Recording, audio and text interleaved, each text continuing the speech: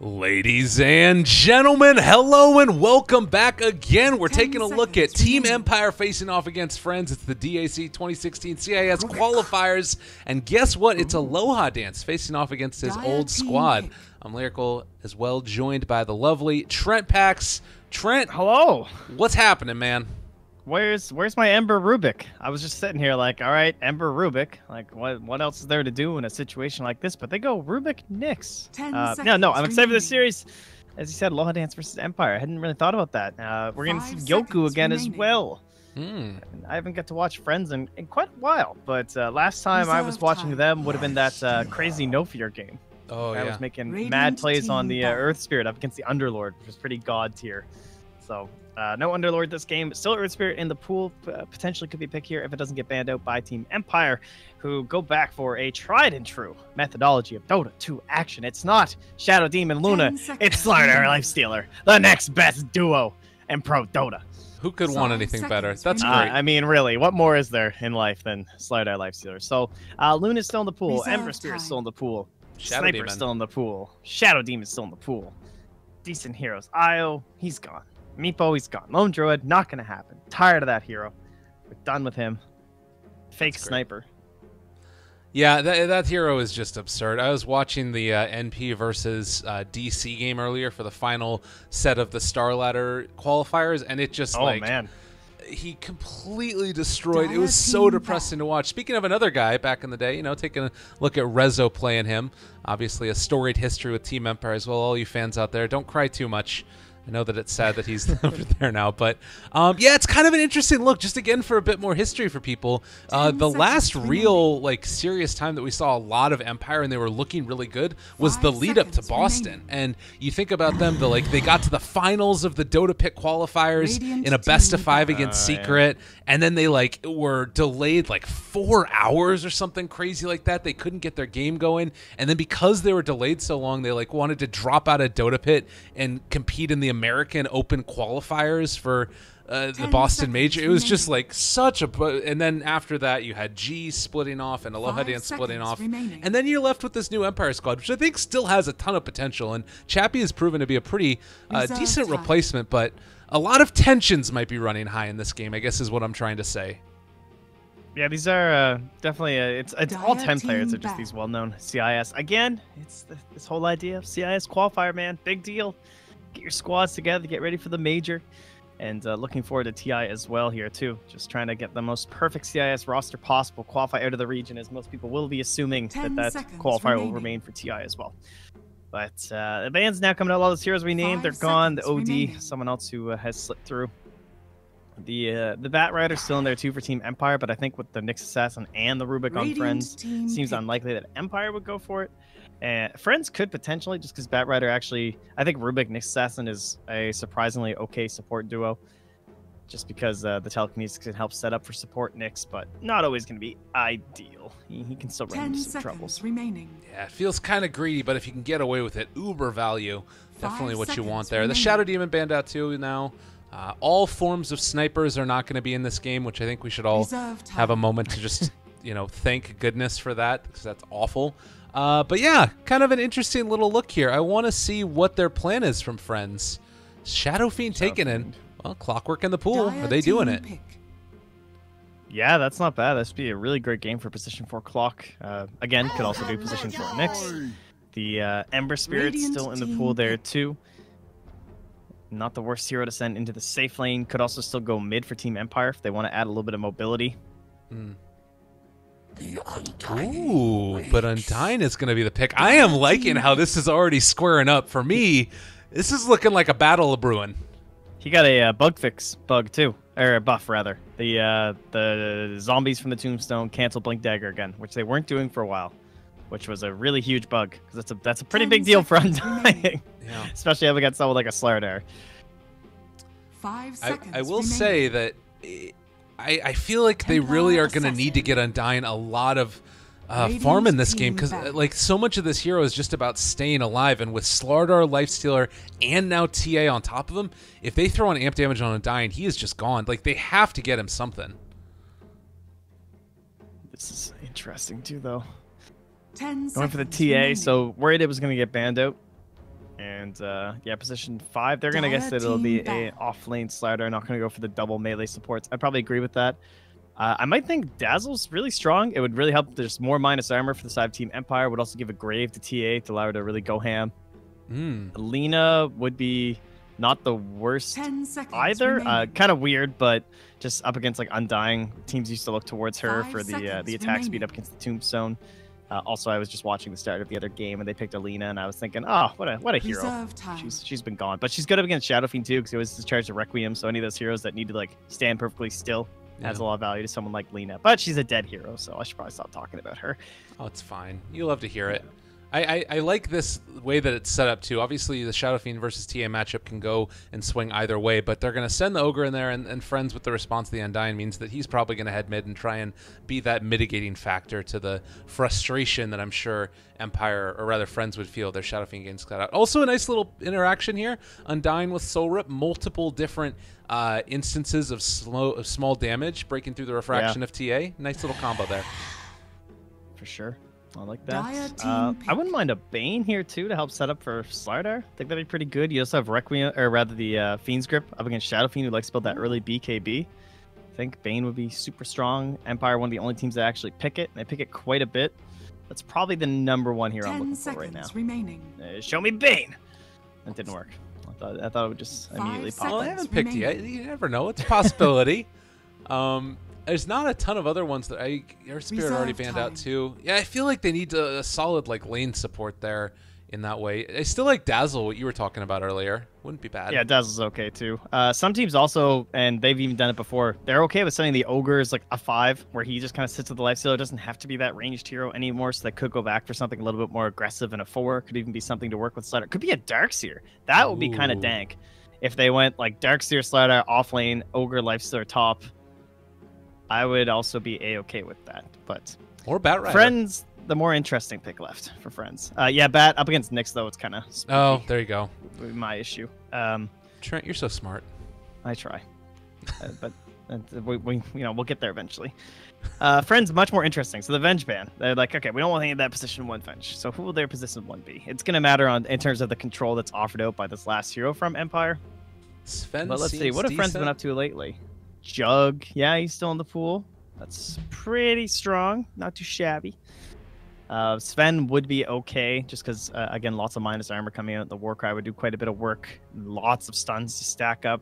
Helps hold people in place for Nyx. Rubik can help set you up as well. And for the Shadow Fiend Requiems. Lion. Ooh, we haven't seen this guy in a while. Radiant team pick. Burst damage for Shadow Fiend. If you can't quite finish him off with Slardar Lifesteal, or if your Slardar is kind of running out of a blink potential. Good lane support. Another blink hero too, as well for Lifestealer, which isn't the worst thing. 10 seconds remaining. I wonder. That is different though. Like compared to someone like Bane, he offers a lot of different stuff. So not as strong in terms of the lane support as like the control that a Bane would offer up against you. Also doesn't have any sort of BKB piercing, which is pretty rough up against someone like the Shadow Fiend. But they are, yeah, as you said, just looking for that big nuke potential. Maybe even to like hex up Undying and stuff before the Tombstone comes out. I will say too, though, that Lion is traditionally not picked, I feel like, because he's kind of weak in lane. And if they wanted to try and run this aggro and maybe sack the Shadow Fiend's first couple of levels and just bum rush Lifestealer, that could be a little bit tough for them, depending upon what hero they take here. Yeah, Jug would probably be the strongest one, I would guess. Like telekinesis into spin. It doesn't work too well against Lifestealer, but it would wreck someone like Lion or Ogre Magi. So if they want to aggro try, he's probably your #1 option. And that might even pull the Ogre away from the Shadow Fiend mid. It would still cause some trouble early on, and TA would have a decent time. Maybe you just like leave the Undying there through the first couple waves, get Shadow Fiend off to a good start, and then rotate him up. And there's the Jug. You called it. It's pretty good against the Lion. So Bane value, guys. Double PKB. Well, Juggernaut will have the free spin, and then Shadow Fiend just naturally builds into it. So good with the hero. So they could definitely struggle when that comes out. But at the same time, Lifestealer, he's got his rage, and they don't really have anything to deal with him either besides Omni Slash. So I like it. Pretty strong. I think if they were going to go safe lane, Slark would have been pretty strong for Juggernaut, or instead of Juggernaut 2 for Friends. But if they are going aggro try, Jug is definitely the hero. All right, well, ladies and gentlemen, we're going to hit the little bumper, head on into the game. Empire facing off against Friends here. Best of 3. It's the final game for day 2 of the CIS Qualifiers Group B. And Back in just a second as we head into the game. 10 seconds remaining. Well, and 10 seconds remain, so we're still here. I didn't fool you. 5 seconds remaining. But we got a cool outro. That was great. So they must have added strategy time? Is that what's happening right now? I don't know. Let's check if they... Or I guess they were just still picking their heroes and they don't... Yeah, okay, there's still no strategy time, so everyone picks a hero. I will mention real quickly as well, Team Empire had some issue loading into the game earlier. So that might be something else that's going on. And I wish... Oh, they fixed up Showcase Mode a little bit. Don't press the button for it. But you can just click on the one on the hero portrait now. Oh, okay. Nice. Yeah. Yo, this new logo in Empire's base? That looks awesome. Is that their new logo? No, I don't know what it is, but it looks kind of cool. I don't know what it's supposed to be. Do they have it's like one a in the weird Radiant? butterfly. Radiant just have friends and like a little couch. That's weird. Interesting. I feel at some point we're going to start getting like ways to customize the terrain to put sponsor logos on these things. You know what I mean? Yeah, man. You already can. Like, look at this flag. They got loot.bet on Empire. Oh, yeah. There you go. That's the play. Interesting. Maybe it just needs to be bigger. Just sell out the whole map. I'd be fine with it. Roshan, presented by Visa. Just right in the pit. That'd be great. Or Sounds like, pretty good actually. if he like you put the you change the skin for Roshan so it's the Red Bull logo and he has wings. You know, 30 seconds that's to great. battle. Damn, dude. Marketing is open to you. I've got the thoughts. I've got the feeling about it, but we'll see how it ends up working out. Empire facing off against Friends, and what is sure to be a very interesting game going back and forth. Yeah, this top lane's gonna be really fun to watch. They're all grouped up here. They have Undying. Always prepped to go for an aggro try, and the Jug secured it. And this should be their room without question. So three of them begins. Possibly. Bottom lane, who's going to get the stun? Who's going to go for it? It is Afterlife. Wins the battle. Nicely done. So Friends pick up 3 runes and will head off to their respective areas. This is going to be a very interesting start, but I guess how worried are you about your Shadow Fiend being hampered early on? Like, Bignum looks to be here. I don't know how well he's going to be able to deal with the Ogre, though. Oh, well, who needs to deal with an Ogre when you can just pull mid, my friend? Oh, God, no. Oh, no. Dota 2. Who needs a clockwork to buff your hero through weird bugs and shenanigans? I guess it's not a bug when it comes to clockwork, but shenanigans nonetheless. When you have Rubik, I can tell you, if there's any support that can deal with this, though, it's got to be Ogre. Oh, no. Nicely done. He gets it. God, this sucks. Oh, FN, I'd be so upset right now. Yeah, but you're Ogre. This is actually, you know, he's like, all right, you can't handle me. Yeah, I guess should be that's able true. to aggro them. Tower is under And attack. FN is actually diving back behind the tier 2 tower almost. Shadow Fiend Yoku should be able to pick most of these up. And we can talk a little bit more about Yoku slightly later on. But this guy, to me, feels like he might be one of the players to watch. He's been exceptionally strong in a lot of these games. And ever since switching over from off lane to mid, I've been very impressed by his play. Well, sorry, I'm too enthralled by this Ogre Rubik matchup here. So Mapochka is the core. He's level 2 1/4 because he soaks up that whole wave while FN stays mid, dives the tower, and then goes back. It's the support that's getting the most out of this lane right now. She's still level 1. This is a triple raise waiting to happen if she's not careful. Like with level 3 up, that would have been a kill. Yeah, and then fully force off as well. So see if Yo can keep that up and drive her back in even more experience. Oh, so close as well. Just like 1 experience to go. Ah, there we go. Yeah. Some harass may be coming out now.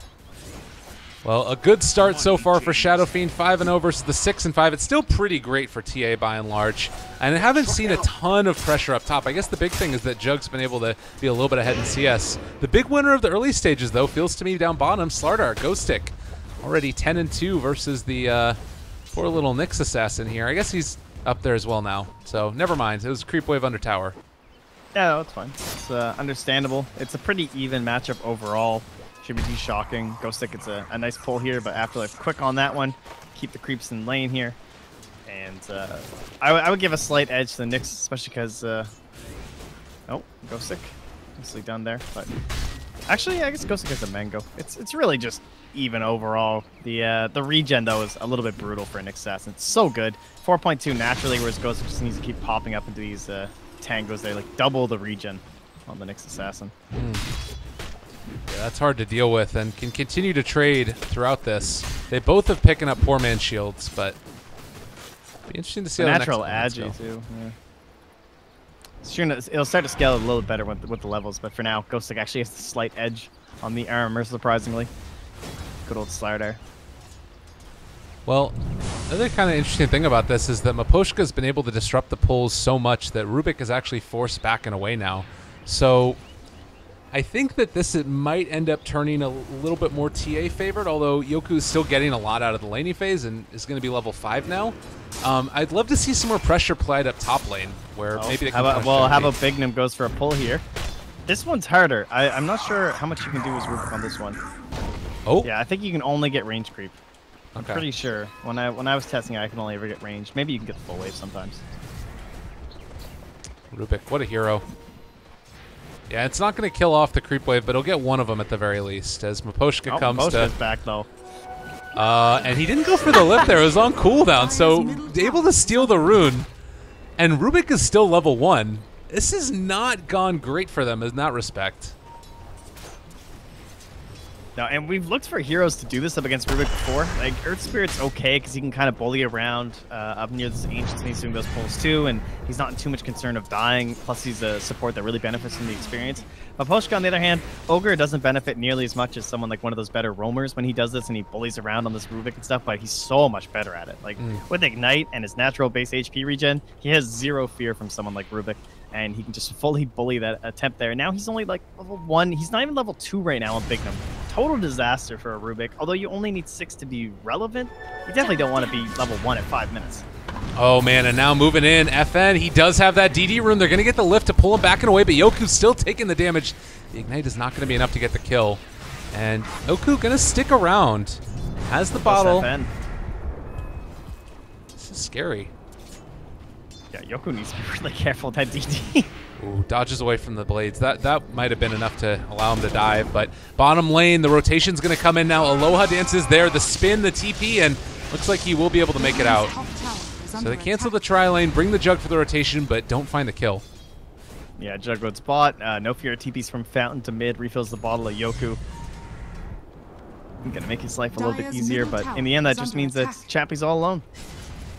And wow, look at the contest at the top of this last set. Everyone is just killing creeps this game. Yeah. 30, 28, 27, 26, 26, 24.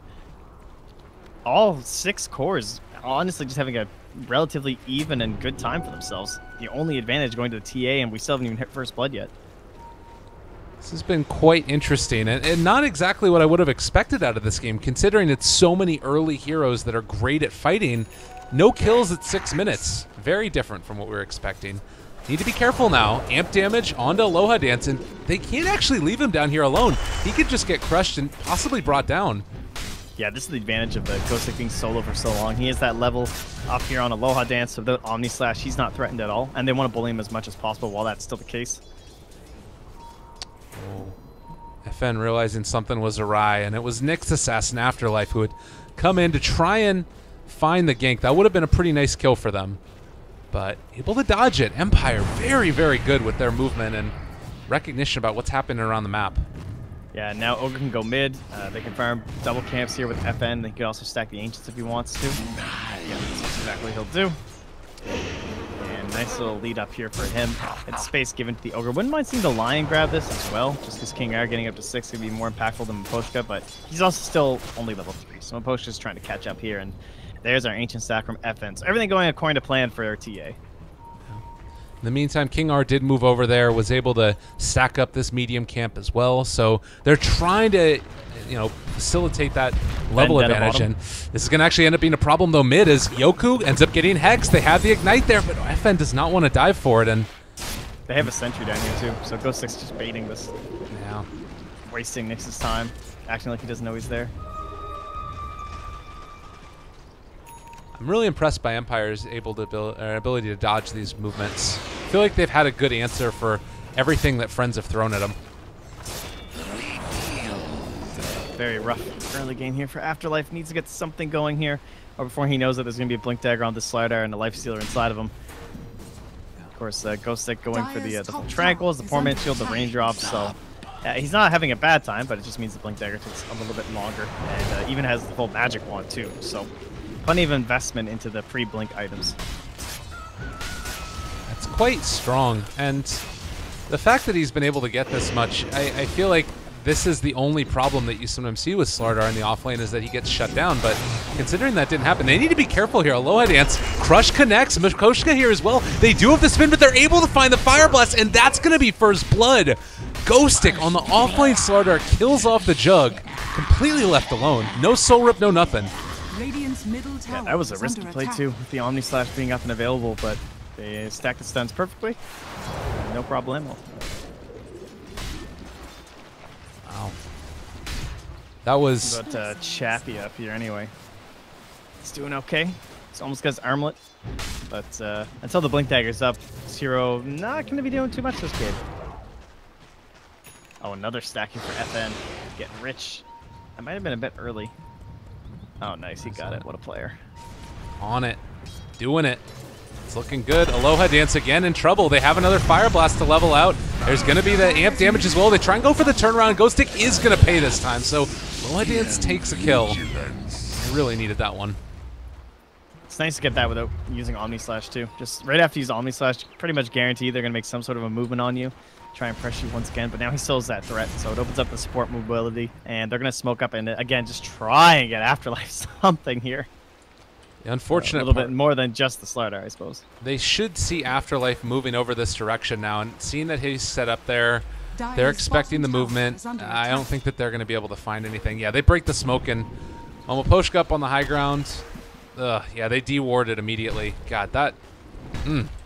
Friends are not looking great.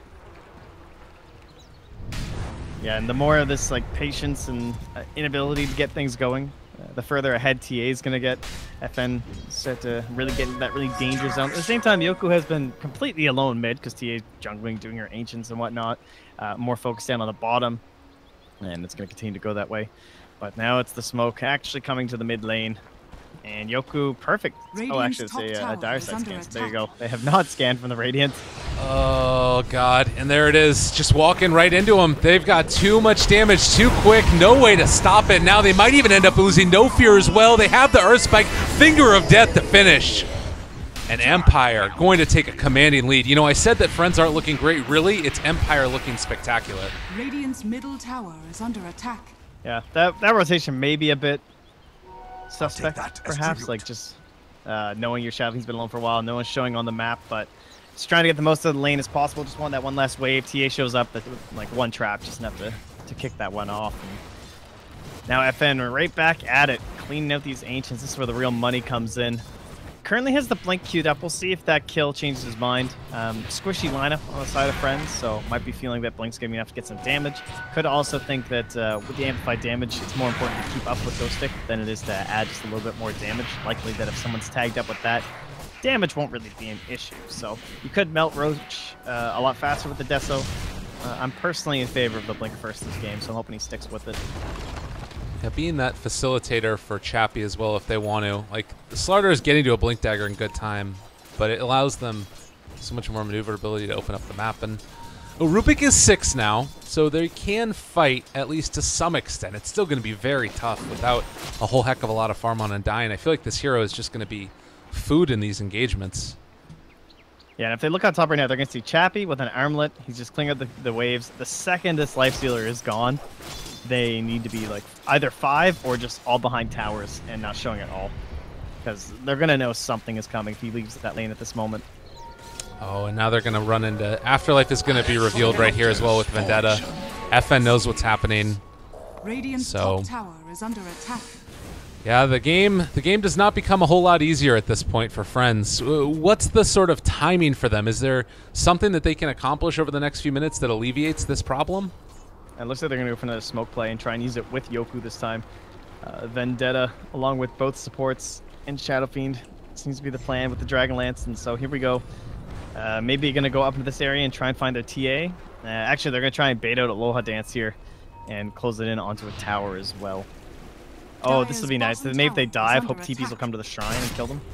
Okay. That's a possibility. Ghost Stick, very aware that something could be coming his way, though. And, well, now Empire actually going to show up to this with the Blink reveal. This could be pretty huge. Ghost Stick is going to get initiated on. There's the Omni Slash down. He's going to die. All right, maybe this ends up working out pretty well for Friends. They're coming in with the TA as well. King R running out of there. Jump forward onto Big Num. Damage being dealt out. That Rubik is going to fall in. Well, able to break out the Requiem Souls. Is it going to be enough damage? No, they can't do it. And, well, a good impale. The turnaround. Crush onto two of them. Yoku looking for the raise. It's not going to happen, though. He's gone. Chappie's still alive through it as well. No fear turned upon. My God, Empire just doing it right here.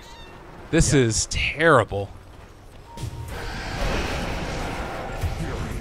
Bad time for the Radiant there with the Blink Dagger being revealed from FN.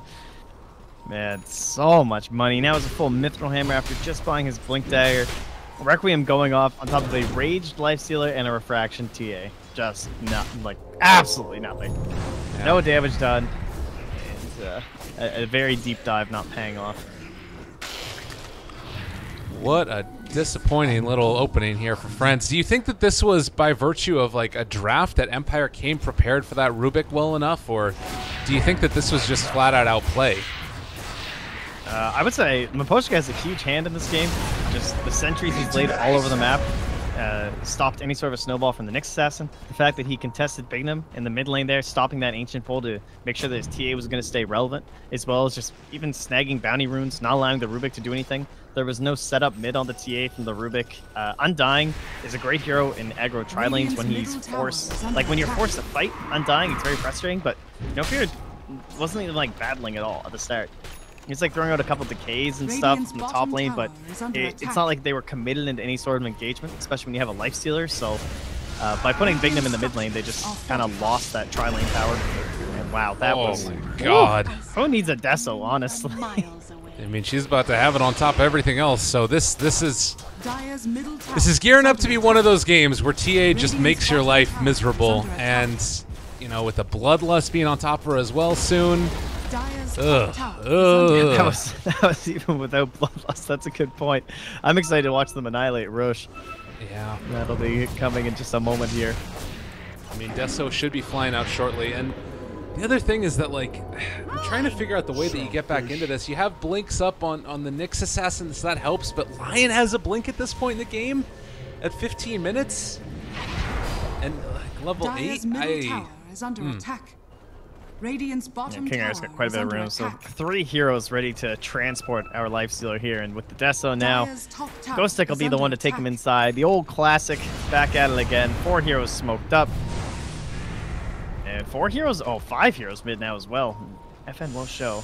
Oh God, and Yoku just is not going to be able to survive through an initiation if they manage to find it. They have the vision up there top, jump forward, Yoku gone, see you later. FN destroying faces. And he just didn't have an answer. Roshan about to drop. Look at this guy go. Minus 24 armor. Oh, God. Every time FN buys an item, he's like halfway to his next one. Already gets the Ogre Club in towards the BKB. 10.2k. He's close to doubling up on these heroes in the Radiant. We're nearing the end here, my friend. Honestly. I'm not sure how well Undying lineups are able to bounce back in these situations. Historically, not too hot. Gotta be honest with you. And like, Echo Saber, Chappie can go back for Sanjinashi here. It's not like the greatest item in the world in this meta, but he could go whatever the hell he wanted. Like, you could go this tempo though. Yeah. Dire's bottom tower is under attack. I guess that's the thing. If you do see Empire dive too deep, they've invested into some of these maybe like more mid-tier items. With the Sanjin Yasha going to come up next, is there like a comeback mechanism there possibly at all? I'd probably dig to China before I dug out a comeback mechanism in this game. Okay. Well, it is DAC, so yeah, there you go. Empire looking pretty strong. In some hole digging here. No, it's looking pretty damn good. Maybe Midas to help secure it here from Ghostic. He's eyeing that one up here. But he might just go back for Force Staff. We'll have to see. They don't have the best Wombo combo potential. It's unlikely Yoku finds some insane play with a Requiem BKB. Not even going to make a big difference this game. Afterlife, there is a Sentry on Poshka, and I bet he's going to drop it like right here. They still have eyes over here. They don't feel comfortable going after TA with 3 heroes mid. Yeah, Maposhka drops the Sentry. It is going to be revealed, though, so... I like this. He just puts it right on the tower. He's just like, yeah, that's right, Afterlife. Yeah, you see that Sentry? Oh, King R. What? Trying to go for it? He was revealed for a second. Oh, my God. Yeah, Blink's back. He actually found him. They got him.